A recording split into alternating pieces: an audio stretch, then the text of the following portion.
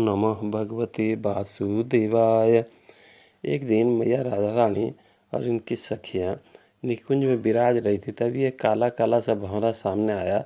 राधा रानी जो इनको देखकर बोली, हे भंवरा, तू अंदर बाहर चारों तरफ से काला हर कपटी भी है, और तुम्हारा जो वो कृष्ण मालिक है ना, वो तुमसे भी ज़्यादा काला और कपटी है। तो गुंजार करते हुए मानो भंवरा पूछ बैठा, श्रीजू मेरा मालिक कैसे काला और कपटी है, ज़रा समझा दीजिए। तब एक सखी बोली कि सुनो, मैं कहती हूँ।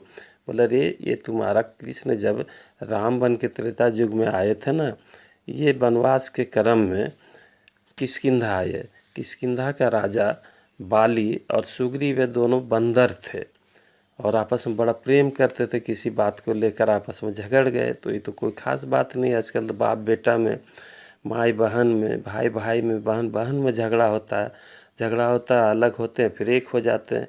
लेकिन ये क्या किए जानते हो, ये सुग्रीव से मित्रता कर लिया और बाली को छुप करके शिकारी की तरह मार दिया। तो बताओ, ये कपटी नहीं तो क्या है, ये काला नहीं तो क्या है। भंवरा चुप।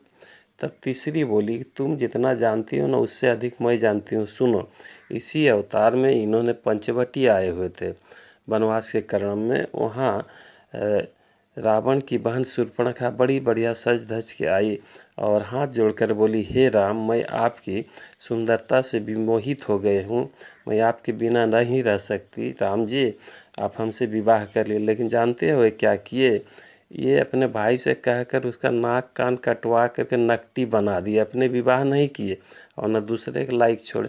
तो बताओ, ये कपटी और काला नहीं तो क्या है। भंवरा चुप।